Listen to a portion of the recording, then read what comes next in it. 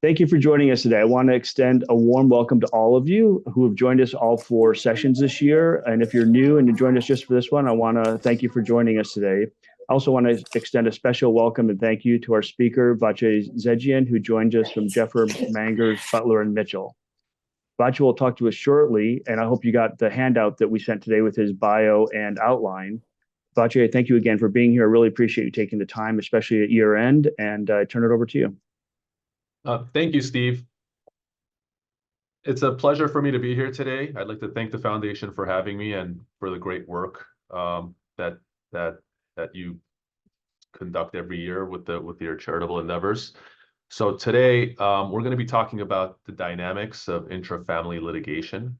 Let me put up the slideshow on the screen.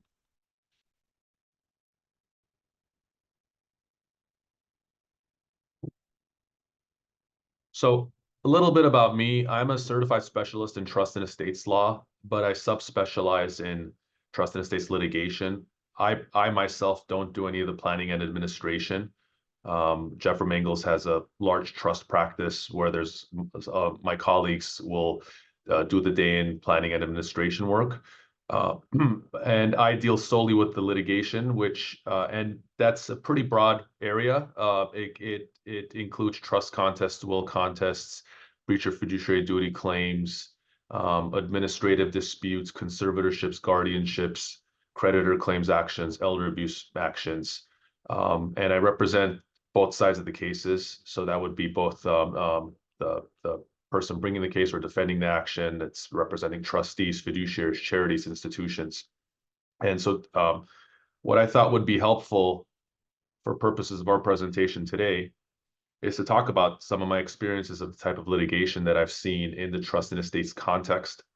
What we're going to do is actually conduct a chronological survey of estate planning and administration from start to finish, and talk about some of those landmines to try to spot some of those issues now, when you can provide your clients the service of discussing those potential landmines and coming up with a plan. I get that question all the time from clients, from my planning colleagues who will have me meet with their clients and talk about their specific concerns relating to their estates. And a common question I ask is, I don't want there to be any litigation after I pass away. What can I do to make sure there's no litigation? The short answer is you can't prevent it. You can't stop it. What you can do is you can try to mitigate it. You can come up with a plan. You can try to reduce some of those landmines from now, and that's the best you could do. But you can effectively avoid tens or hundreds of thousands of dollars of litigation based on spotting some of these issues now. So in terms of our chronological agenda today, we're going to start with the initial estate planning phase and some of the considerations and risks that come up then. Then we're going to talk about administration once you have an estate plan, some of the issues and concerns that come up during administration that could lead to litigation. We're going to talk about trust contests. So what if once you have a trust and you're administering it, a family member can seek to contest it. So we're going to talk about those contests, and that can come up both during and after a settler's life. We're going to talk about conservatorships, which is an area of litigation that comes up when a settler or a family member becomes compromised, either lack of capacity or undue influence, and they're going to be in action trying to make decisions on their behalf. And last, we're going to talk about financial elder abuse actions, which can come up both along with the trust contest or in place of a trust contest once a settler has passed away, to try to litigate about purported wrongdoing or mismanagement of assets that relate to the settler's estate plan. So first step, initial estate planning. This is where it all starts. And I'm sure you've all heard that one of the huge goals is probate avoidance. A very simple reason that a lot of you professionals tell your clients to avoid probate is cost. right? Putting litigation aside, just basic cost. And so if you look at this probate code 10810 that I just cited here, you can see the language. That's the statutory language. Probates are commission-based in California. What I mean by that is when you file for a probate, the court's going to appoint a personal representative, and we'll talk about that process shortly. Once a personal representative is appointed, you go through the probate process. At the end of the probate process, the personal representative petitions the court to be discharged and to distribute the estate. And as part of that discharge process, the personal representative will seek the payment of fees, both to the personal representative, him or herself, and to the personal representative's attorney. So the personal representative has to be represented, right? You can't engage in the unauthorized practice of law. So what that commission payment is, that's set forth right there. And I'd like to give you an example. Nowadays, with increasing home prices, somebody in Southern California could be worth $3 million gross, right? They just die owning a house in Encino or Tarzana, or it's worth $3 million.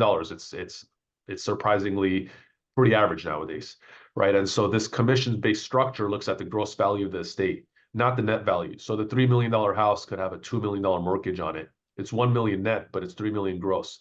So if you were to take the statutory fees of a $3 million gross estate, that's $43,000. And so that's $43,000 to the attorney, $43,000 to the personal representative. That's $86,000 right there. And I know some clients want to save the money of estate planning, but even the most expensive firm in town doesn't charge anywhere near that. It's a fraction of that, right? And so, but just from a cost standpoint alone, it's a no-brainer. But let's go beyond that. Let's talk about all the complicating things that could happen in a probate from a litigation standpoint. If you file for probate, there could be an argument as to who should be the personal representative, right? Mom or dad passed away. There's 3 or 4 siblings, and they don't trust each other. They don't get along. And so now you've got competing petitions.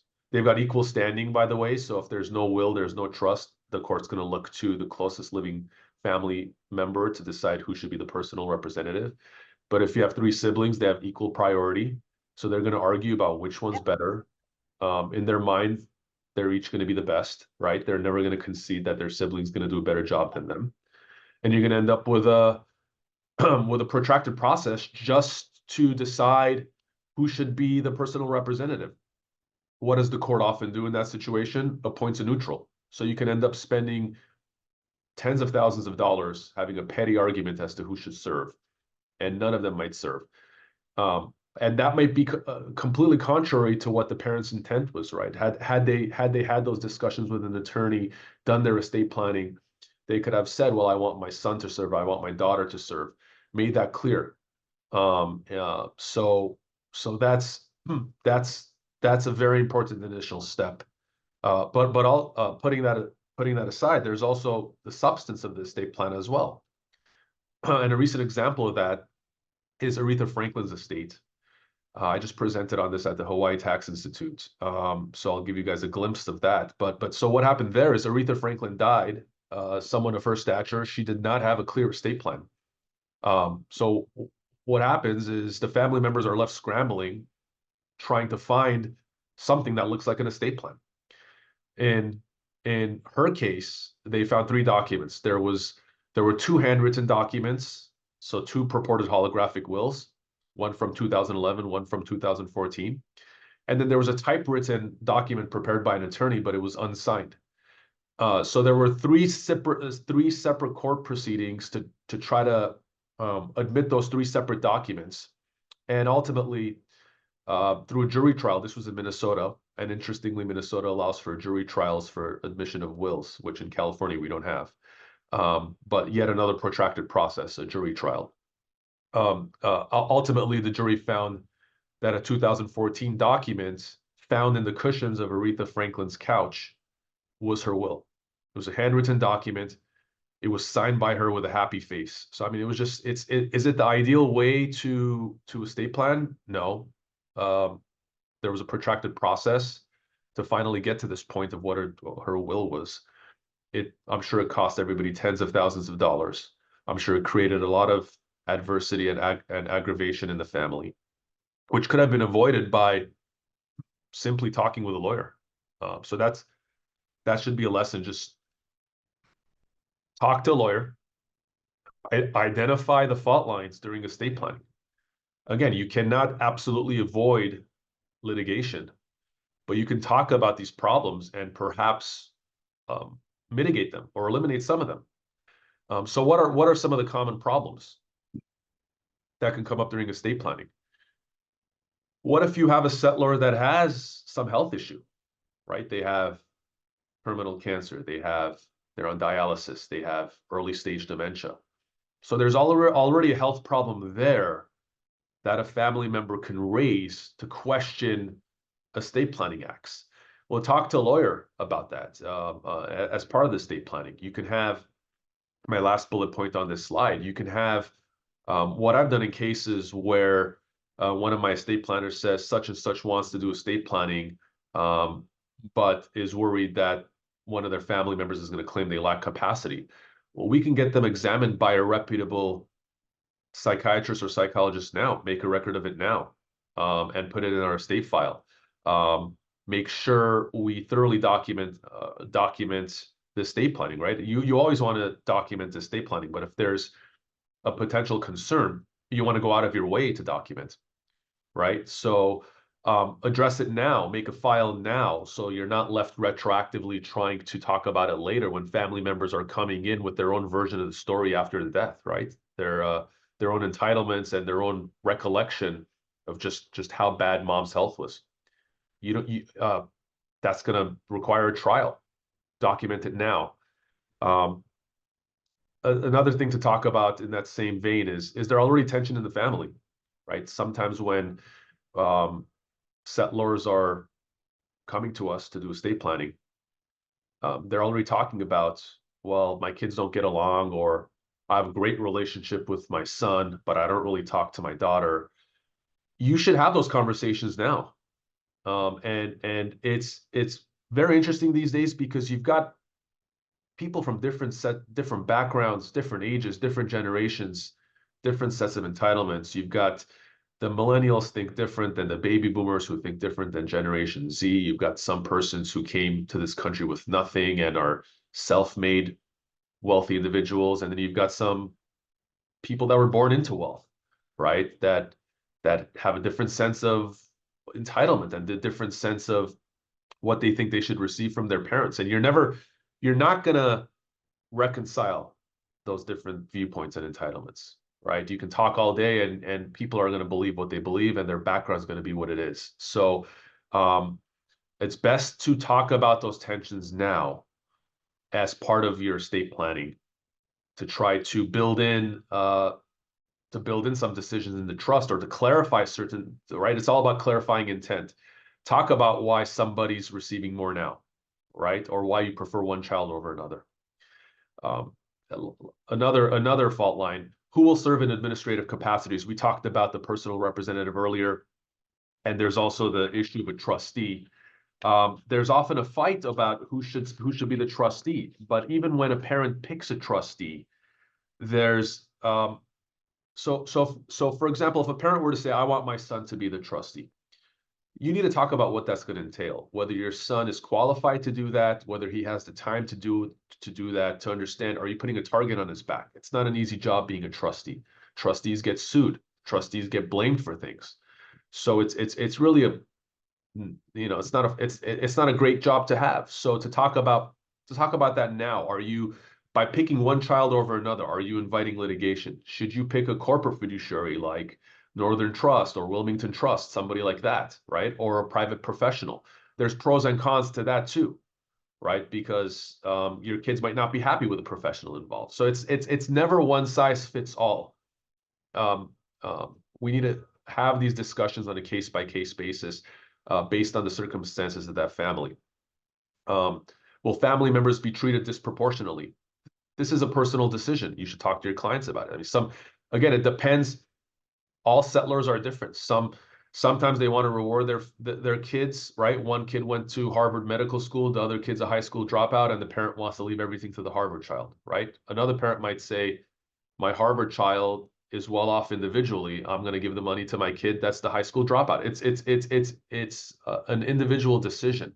But to have those discussions now and to memorialize that properly in the trust and the supporting documents as to why that decision was made. Because guess what? If it's not memorialized and the kids get the trust after parents dies and they're treated disproportionately, the child that was treated disproportionately is automatically going to assume that something bad happened. They weren't treated disproportionately for a good cause. The other child played with mom's mind. There was some kind of fraud involved. There was a mistake, right? So talk about it now, memorialize it. Another major fault line is omitted spouse and children. Families have subsequent marriages. They have divorces. They have stepchildren. They have half children, half siblings. So there's when you're preparing an estate plan, you're memorializing what you want to do today, which might not hold true as to what you want to do 5 years from now. So even if you're prepared, you need to be diligent in staying on top of your estate plan, to talk to your lawyer every once in a while when you have major life changes. So under the omitted spouse statute, if you prepare an estate plan and you subsequently get married or subsequently have a child, and you don't get around to amending your trust, the law presumes that you did not include your new spouse or your new child in the trust because you just never got around to amending it. And had you amended it, you would have provided for your new spouse. Well, under the omitted spouse statute, for a separate property, your omitted spouse gets half your separate property. So half the trust could go to your new spouse. Half the trust could go to your new child.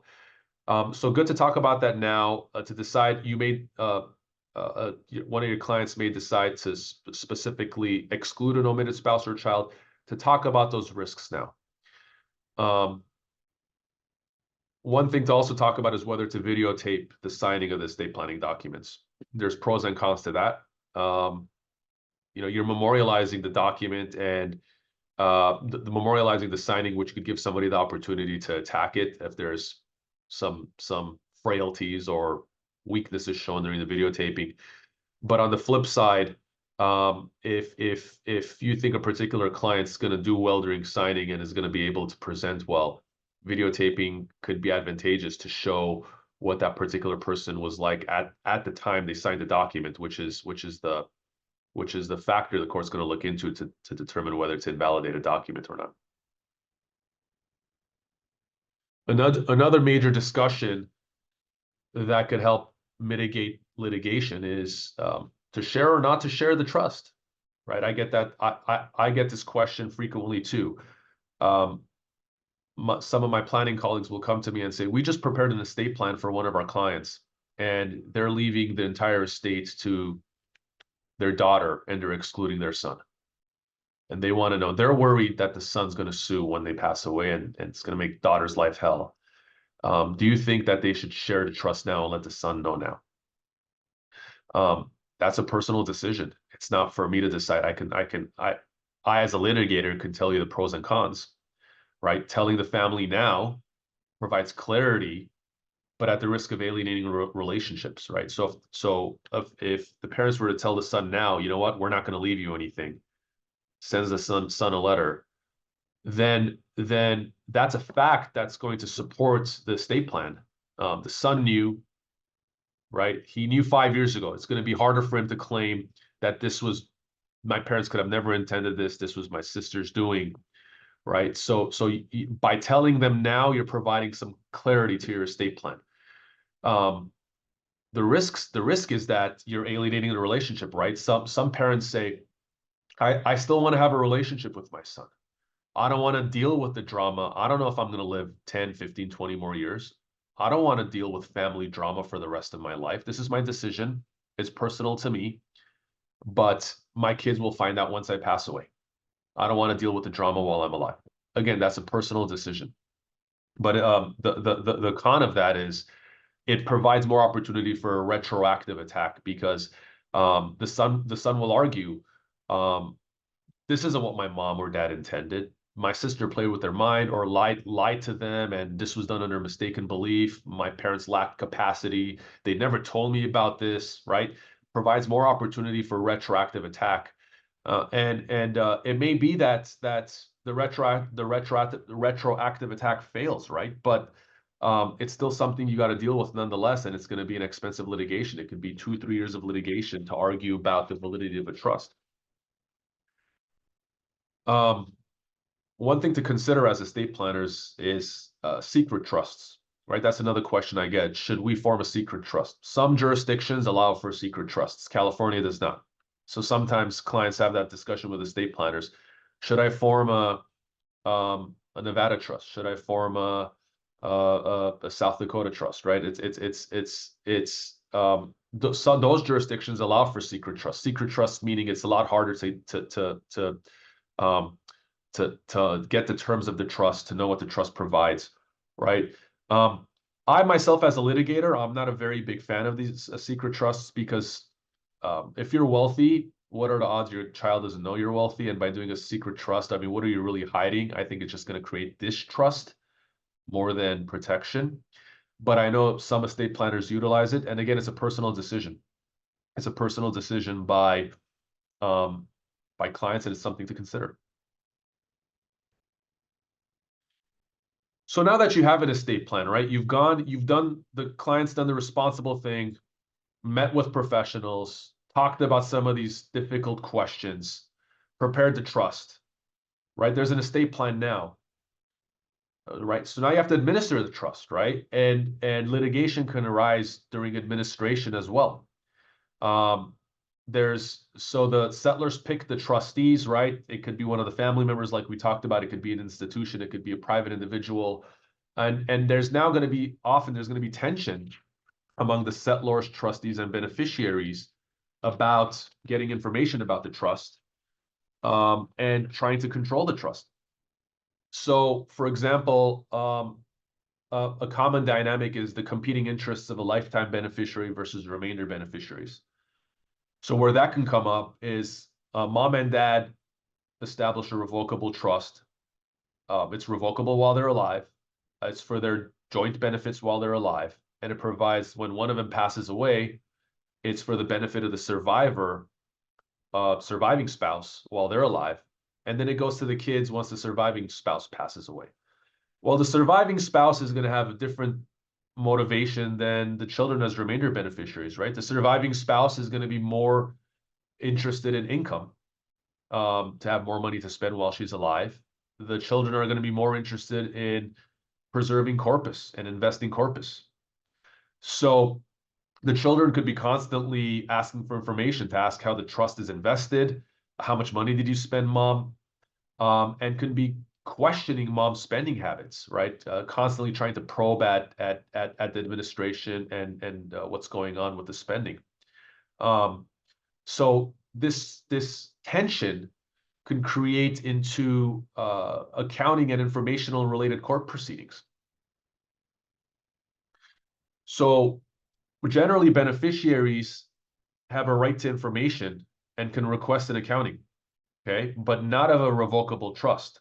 While the trust is revocable, you don't get that information, right? But then there's caveats to that too. What about in the event of an incapacity? So you had a revocable trust, dad's still alive, but dad has Alzheimer's disease. Well, in instances like that, I filed and said dad is not capable of revoking the trust, and thus nobody is safeguarding the trust, and thus the right to information passes to the remainder beneficiaries, right? And so you can try to get them, even with revocable trusts, there's situations in which you can try to get the information and try to poke at it, and you can have litigation that arises as a result of that. What's the point of getting the information? If you get the information and an accounting, and a beneficiary doesn't like what they see, there's a missing asset, there's too much money that was spent, there was mismanagement, they can file a petition challenging that accounting, challenging the expenditures, trying to get the trustee surcharged, or trying to get a party that improperly received the money surcharged. And now you've got a protracted accounting battle. This is a very common area of litigation that I deal with, right? Just challenging the actual administration of the trust and claiming more money was spent or there's missing assets. And the way you do that is requesting an accounting.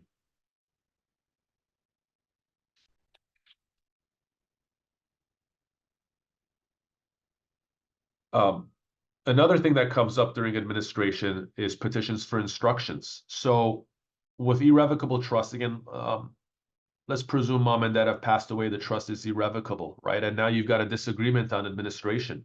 There's a disagreement on what the trustee should do. Common situations are whether to sell the family residence or business. Again, this takes us back to the different entitlements among siblings. You could have, for example, one child that lives in the family residence and wants to continue to live there, right? But the trust says that the family residence goes to both children equally.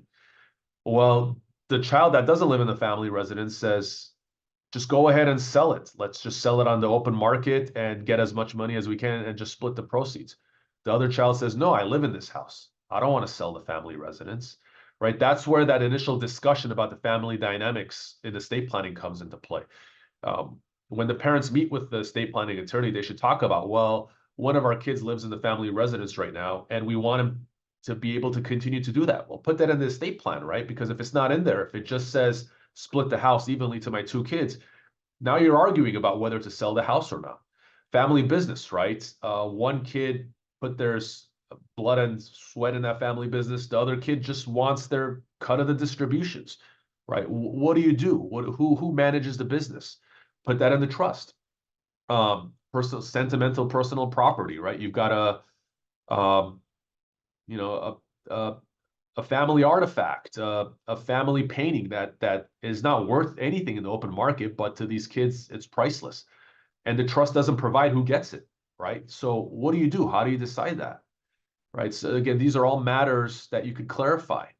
You could have contradicting trust terms. I had a case recently that where the trust provided to make a distribution of 20% of the estate tax exemption amount to 5 charities. Well, one side argued that 20% of 5 charities means 20% each to 5 charities, 100% total. The point is to not pay estate tax. The other side argued, well, it says 20% to these 5 charities is 20% total. And there was a protracted 2-year-long petition for instructions to argue about which it is, right? And basically what you're doing is petitioning the court for the court to decide what the proper interpretation is, what the proper action that's in the best interest of the trust is. It could be very expensive, protracted. They're like cases. You can end up having a trial on it, right? You can spend hundreds of thousands of dollars arguing over these issues. Again, you can't eliminate the possibility.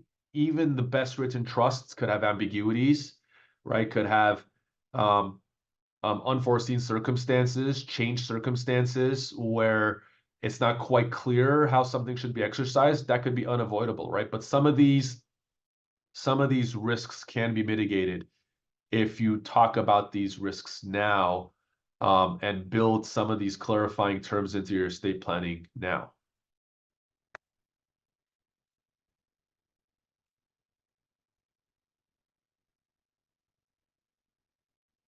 So trust contests. Even when you have a trust, a family member can contest it. And again, it's sometimes inevitable because of the different entitlements. You're not going to convince a disinherited child that they were disinherited for good cause. In their mind, there's going to be something nefarious.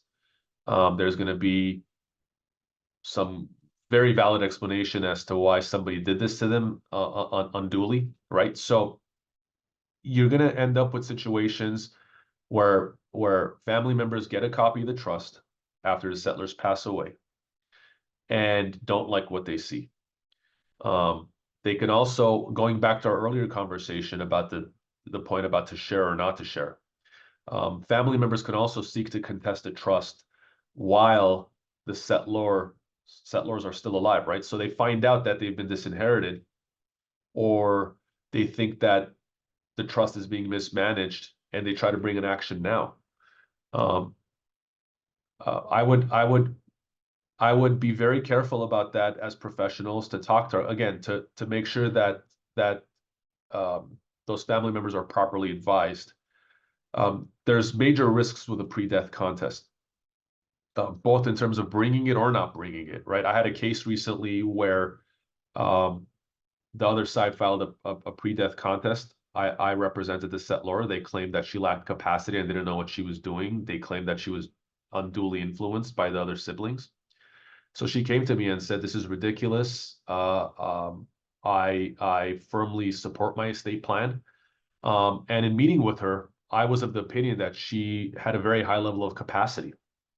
So what we did is we had her examined by a renowned psychiatrist. He wrote a detailed report confirming that she had capacity to execute the documents, a contemporaneous examination, meeting with the settlor herself, and specifically talking about the document in question and concluding that she had the capacity to do it, right? And we sent that document over to the other side. They rightfully dismissed the lawsuit. But guess what mom did? Entirely disinherited the daughter and got a psychiatric evaluation that she had the capacity to do that as well, put it in the estate planning file. Okay, so the daughter just shot herself in the foot. So if you're going to bring up a pre-death contest, make sure that you've got strong facts. Now, what's the risk of not bringing a pre-death contest?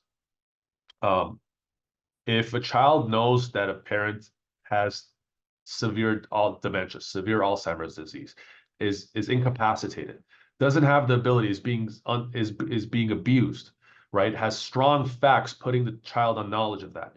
Well, there's a case called Drake v. Pinkham that talks about the doctrine of laches, which says that if you knew about bad facts and you didn't do anything about it, and you sat on it for I don't remember what the duration was in that case. I believe it was 7 years or 10 years, and you waited for mom to die, and you're seeking to contest the trust after mom dies.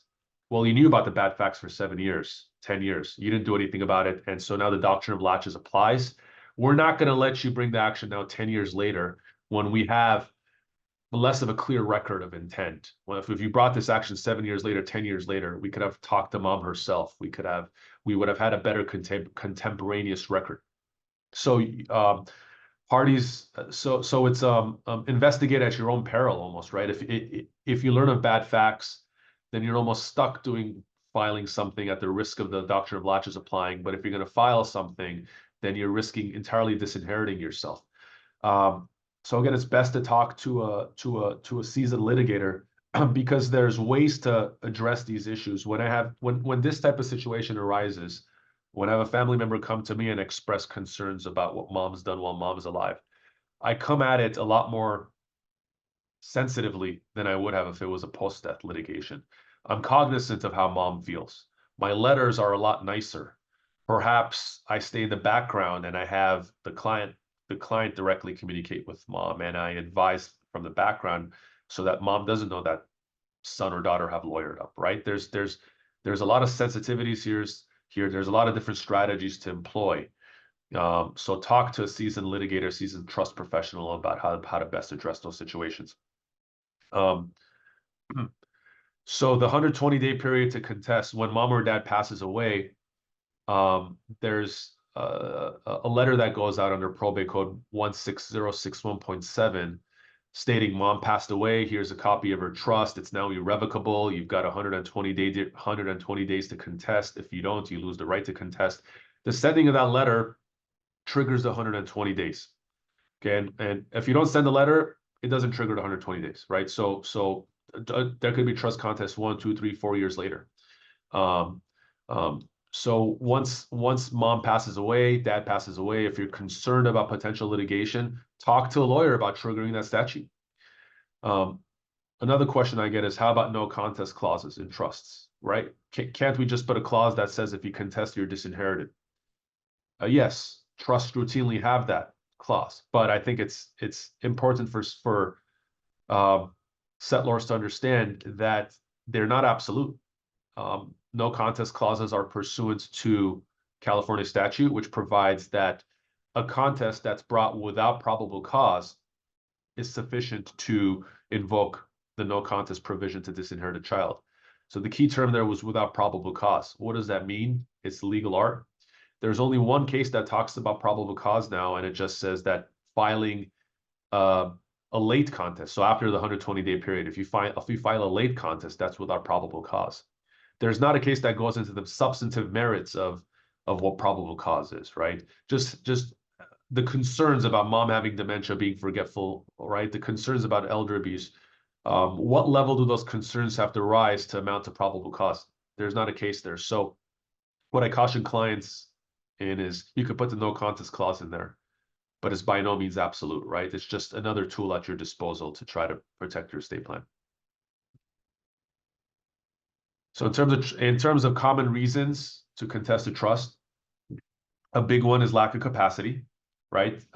Person stating, mom was in real bad shape when she executed this trust. There's no way she understood this trust. So this is the probate code section that talks about the standard for lack of capacity, and you see the language that talks about what the court's going to look into to determine whether a settlor understood their estate plan. Did they understand their rights, duties, and responsibilities created by their decision? Did they understand the probable consequences of their decision? Who's going to benefit? Who's going to be at a detriment? Why they did what they did? And the risks and benefits involved. Did they understand that they could have treated their kids equally? Did they have a reasoned analysis of why they're leaving the house to their son and not their daughter, right? Were they able to understand what their assets were, what their corpus consisted of? So these are all factors the court's going to look into. Similarly, for the ability to make medical decisions, right? This is the code section that talks about that. So another statute that the court could look into to generally analyze capacity. So if a child's claiming that mom had dementia, the court could look at the medical records and see just how involved mom was in their own medical treatment. Were the doctors communicating with mom? Were they explaining medications to mom? Was mom asking the right questions about her medical diagnosis? Or was the decision-making done by a family member because doctors were worried mom can't do it herself, right? These are all factors the court can look into. Another common ground for challenging a trust is undue influence. So there's a sliding scale between lack of capacity and undue influence. A person that has compromised capacity is more susceptible to undue influence. A person that's of very high intellect and very high level of capacity is less susceptible. They're not immune from undue influence, right? Somebody can kidnap you at gunpoint. That's undue influence. They can deprive you of life-saving medication for you to sign a document. That's undue influence, right? But there's a sliding scale between lack of capacity and undue influence. And undue influence is a very complicated analysis. These cases cost hundreds of thousands of dollars, because you're going back in time to a point in time to argue that the signing of a trust was a product of undue influence. You're going through hundreds, thousands of pages of medical records. You're hiring expert witness doctors to provide you a retroactive medical analysis, going through the medical files of what that person's capacity was like at that time to opine on whether or not they were subject to undue influence. There's competing experts, right? Each side's going to get their own expert. So undue influence is a very complex analysis. It's not black and white. And these first bullet points are the buckets of the factors that the court's going to look into. The victim's vulnerability and susceptibility, which is a factor of capacity, age, disability, isolation, dependence, right? It's not one size fits all. A 90-year-old with dementia is not the same as Warren Buffett, right? It's not one size fits all. You have to look at each person with their own circumstances. The influencer's apparent authority. Did you have authority and access to this person who was vulnerable? Influencers' actions and tactics. What did you do? What did you do to influence them? Did you coerce them? Did you lie to them? Did you engage in some kind of psychological abuse that forced them to do something? And the equity of the result. Did your actions result in an inequitable result? Are you now receiving the entire estate plan? Are you a stranger that's receiving the whole estate plan over the kids? Is one child disproportionately benefiting because of what you did? And so, in summary, it's opportunity, power, action, and wrong result. Inequity of result alone is not enough, right? That gets us back to good estate planning. You have the right to have an inequitable estate plan. You have the right to give everything to one child. You have the right to give everything to charity and leave nothing to your children. That's your right. And the fact that you did that alone is not undue influence. You need the first three buckets in addition to inequitable results. So goes back again to good estate planning. Document why you did what you did. If there's a risk of incapacity, get a doctor's report now in conjunction with your estate planning. Think about some of those protective layers to avoid a child surfacing and claiming there was undue influence just because they're getting an inequitable result. Sometimes all it takes is having enough money in the estate, right? If the estate is large enough and a child's disinherited, he's going to say, the heck with it. It's a roll. What do I have to lose? It's a roll of the dice. There's a $20 million estate. My brother's getting 20 million. I'm getting zero. I'll spend $200,000 or $300,000 on a lawyer, and maybe I'll get a settlement out of it, get $2, $3, or $4 million, right? It's what do you have to lose? So unfortunately, the size of the estate sometimes breeds adversity, breeds litigation. So it's good to talk about these issues now. Another tip that I provide in estate planning is have numerous iterations of your trusts, right? Because if you have a 2021 document, a 2016 document, a 2012 document, and a 2005 document, all in favor of the daughter over the son, that's going to make it very hard for the son to challenge the 2021 document on basis of my dad was old and lacked capacity. Well, the prior document's in favor of your sister too, right? So talk about some of these strategy with your estate planning attorneys and litigators now to come up with some of these hurdles that protect your estate plans. And that's the statute, by the way, for undue influence. Whoever's interested, it's set forth in the Welfare and Institutions Code. If anyone wants to know what the exact verbiage is. So conservatorships, this is a very big area right now because you've got an aging population with money. And to dovetail on what we were just talking about with lack of capacity, mom or dad starts losing capacity, and now the kids want to step in and take control, and that's going to create litigation problems, right? The kids are going to compete over who the conservator should be. Mom and dad might disagree that they lack capacity. Now you've got an adversarial process, which you could avoid in your estate planning, right? If you clarify in the event of a conservatorship who you'd want your conservator to be. If you have the right professionals involved, the right structure involved, providing for a plan of the management of your assets, so conservatorships is not necessary. Those are all things you should be talking about now. Conservatorships are not fun. They're highly adversarial. They're very expensive. They're very procedure based. A common example in the news now is the Britney Spears conservatorship, which lasted, it lasted 11 years. So whether that was beneficial or detrimental to her, it's up for debate, right? But it lasted 11 years. It cost a ton of money.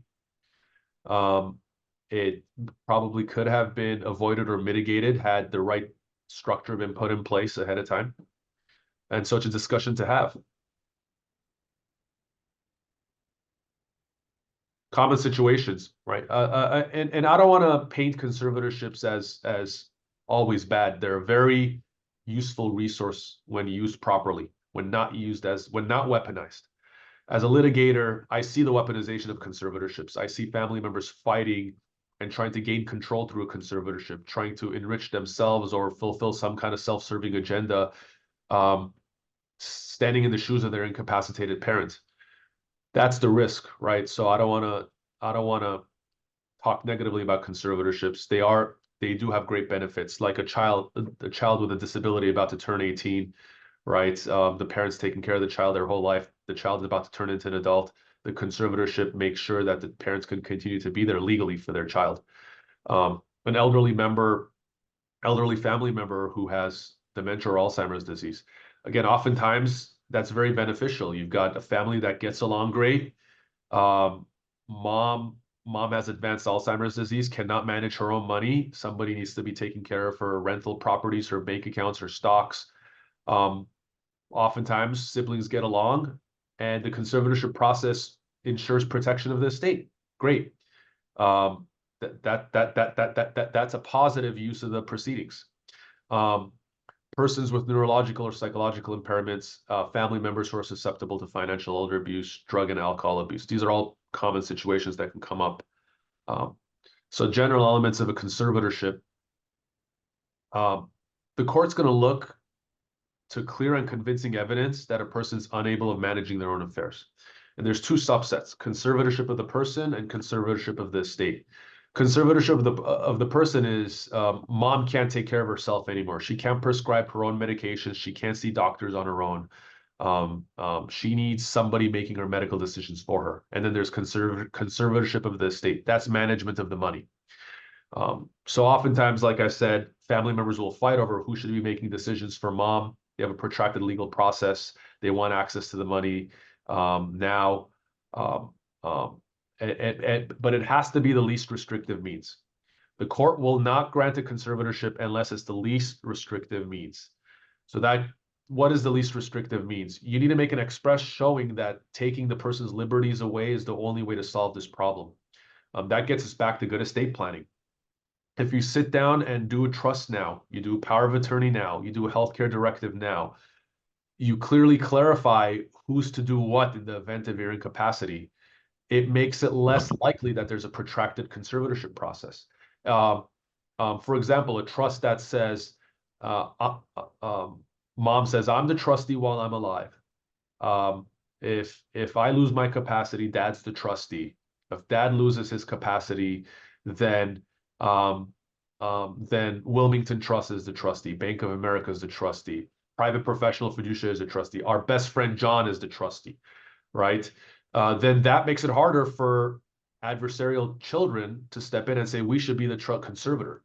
Because the court's going to say, why does she need a conservator? There's a trust in place. The money's managed. There's professionals managing the money. A conservatorship is not the least restrictive means. When there's a void, when there's a vacuum, it provides the opportunity for opportunistic people, family members, to step in and claim that they should be in charge. Other litigation conservatorships, other considerations in a conservatorship: standing. Who has the right to file and say and try to conserve a person, right? It's a very private, personal. You're trying to deprive someone's liberties. Who can do it? A family member, a friend, or an interested person. It's pretty broad. I just had a case, but again, it could get weaponized because you have somebody who has an agenda coming in, filing for a conservatorship. The family members might disagree, but now you've got a conservatorship petition that you have to litigate to argue whether or not a conservatorship is needed, a protracted, expensive process. I had a case recently, actually, with a elderly Holocaust survivor, a very nice woman. Unfortunately, she was in a bad situation with potential elder abuse. Her an attorney that lived a street away from her filed for a conservatorship, claimed that he was a friend because he lived a street away from her, and ran into her for a few minutes on a walk one day. At the objection of her family members, tried to get her conserved.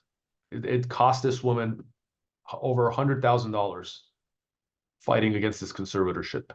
Fortunately, I won on the lack of standing argument, that somebody who lives a street away that you met for a few minutes is not a friend.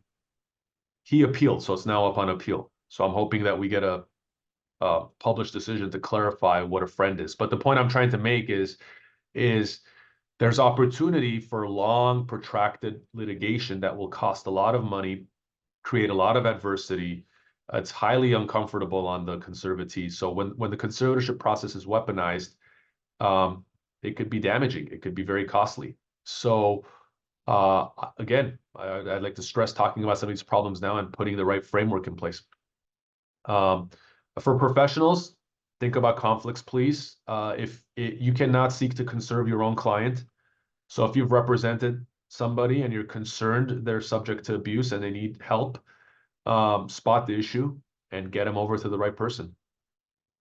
The proposed conservatee, by the way, is entitled to an attorney. So mom could be demented and barely have capacity. She's entitled to her own attorney if she doesn't ask for a private attorney, the court will appoint an attorney for her. It's like a public defender, and she could object. And again, you've got litigation. She's entitled to a jury. And again, the point is the adversarial conservatorships can take years and could be very expensive. So try to do the right planning now while you can. And last, financial elder abuse. So once mom or dad passes away, in conjunction with a trust contest, you could have what's called a financial elder abuse action. And this is another increasing area of the law. And it's just a component of our aging population. Here's some statistics here about why we're going to see more financial elder abuse actions just as a sheer component of a aging elderly population with money. Common situations for financial elder abuse causes of action. Challenging a lifetime gift as elder abuse. A child finds out that while mom was alive, she gifted her Rolex watch to son. She gifted a piece of property to daughter. Says that was a result of elder abuse. That watch was stolen. It wasn't gifted. That mom lacked capacity at that point to give a gift. So challenges that lifetime gift as elder abuse. Changes to the trust, again in conjunction with a trust contest. Change to a trust can be financial elder abuse if it's done for the wrong reasons. Undue influence, lack of capacity, right? That could be elder abuse. And just a sheer result of less money than expected. Mom passes away. Daughter thinks there should have been $10 million in the estate. There's $6. Asks for an accounting, goes through the monies, wants to blame brother on the misappropriations, claims that the monies that were spent were not mom's decision, but it was brother's misdoing. So now you've got a fight over mismanagement of assets through a financial elder abuse claim. These are the basic elements of financial elder abuse. It's pretty broad. And basically, if there was a wrongful act done that harmed an elder, it could amount to financial elder abuse. And here are the remedies. You get compensatory damages, so you can get the money back that was wrongfully dissipated or taken. If you prevail, you get your attorney's fees, which is huge. You could get punitive damages, and you could get pain and suffering, and you could get double damages. So depending on how egregious the conduct was, there's major penalties and provisions that can apply. So it's a very powerful tool. So what it does, when you've got an aggrieved family member, they can weaponize the financial elder abuse action to try to go after another family member, to intimidate them, to scare them into some kind of a settlement, to create protracted litigation. And it ends up costing everybody tens or hundreds of thousands of dollars and ruins relationships. So these are not fun lawsuits to be a part of, but unfortunately they happen. So again, my takeaway is spot these issues now, talk to the right professionals, get the right team around you. Don't